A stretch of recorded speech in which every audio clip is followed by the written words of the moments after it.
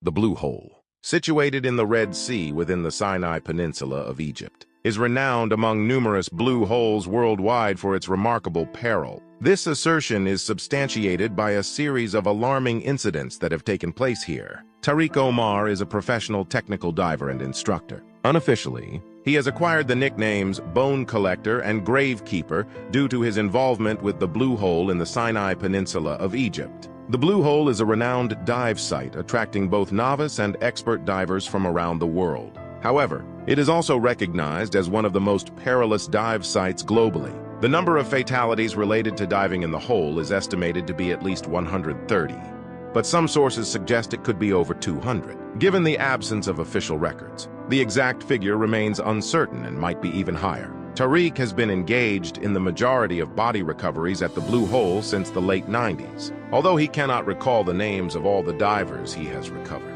His memory holds the first two, Martin Guerra and Conor O'Regan. In 1997, Martin embarked on a journey from Ireland to Egypt with the purpose of assuming the role of a dive instructor, capitalizing on the exceptional diving locations in the region. Midway through the year, his companion Conor joined him, with the aim of concluding the year together. Conor was on the cusp of completing the final phase of becoming an instructor.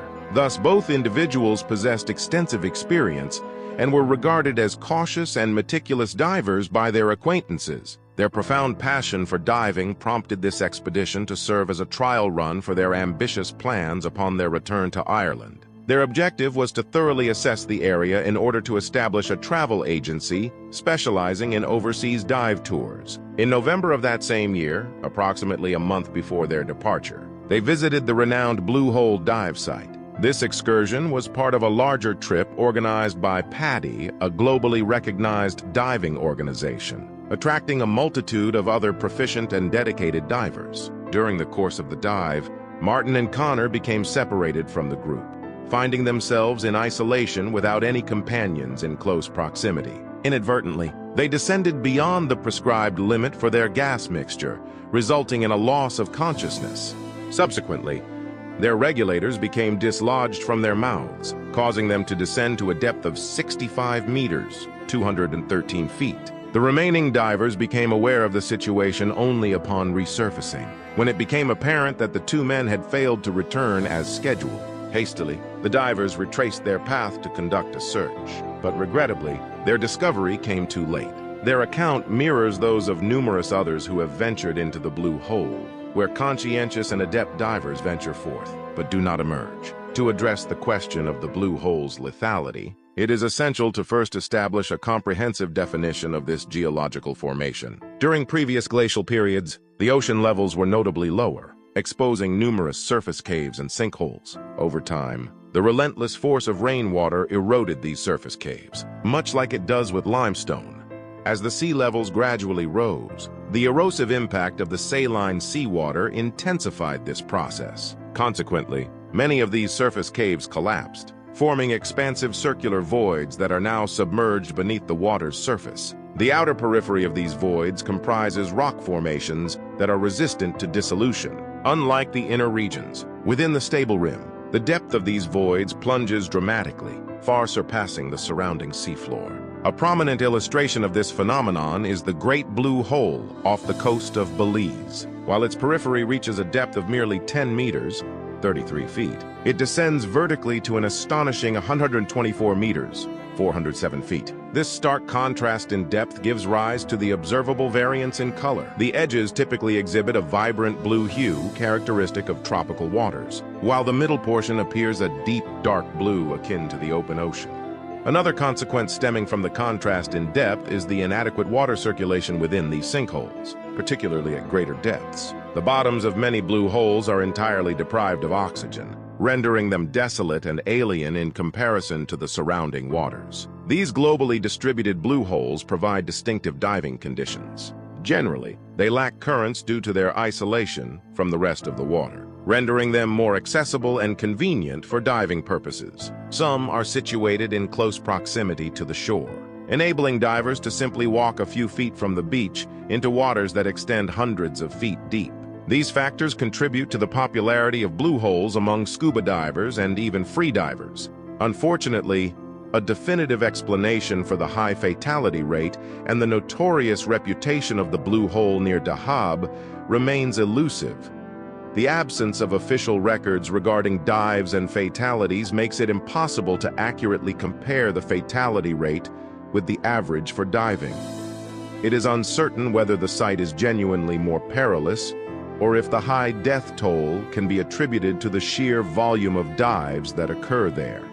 Nevertheless, this ominous reputation does not deter individuals from visiting. On the contrary, it seems to draw them in, adjacent to the site. A memorial stands in remembrance of divers who have perished in the depths of the hole.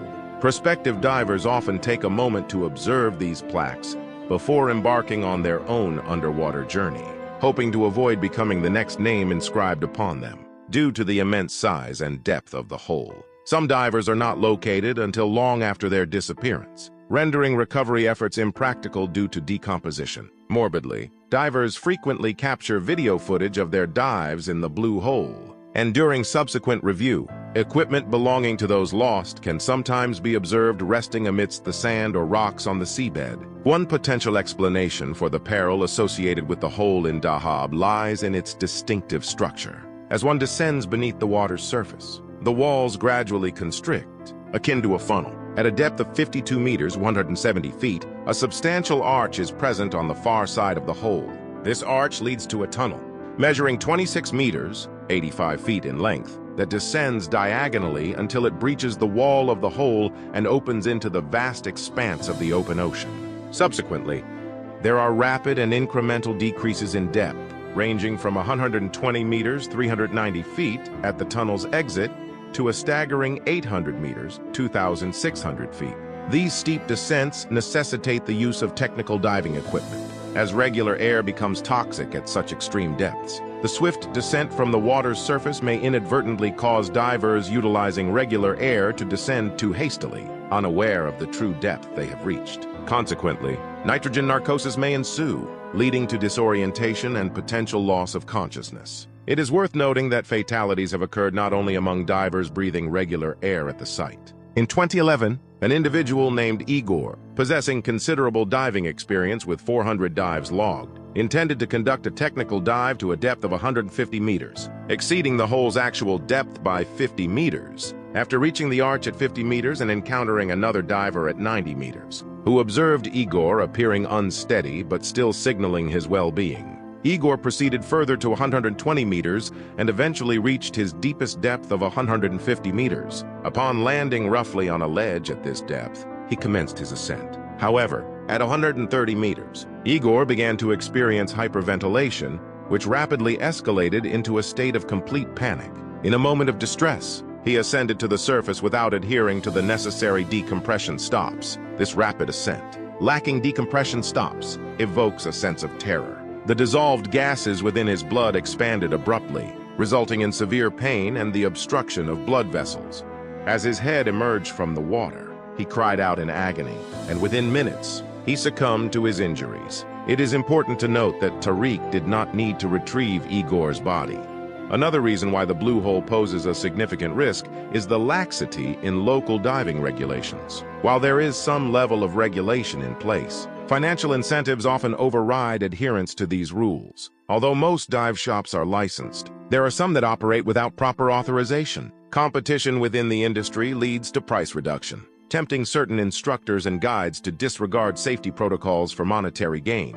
Consequently, this creates unfavorable conditions for inexperienced divers. Nonetheless, those who opt for paid services at least have the advantage of being accompanied by trained and experienced professionals. Conversely, diving alone is even more perilous. One of the most notable incidents at the Blue Hole involves Yuri Lipski. In April 2000, Yuri, a scuba diving instructor, arrived in Dahab with his equipment after visiting a friend in Tel Aviv.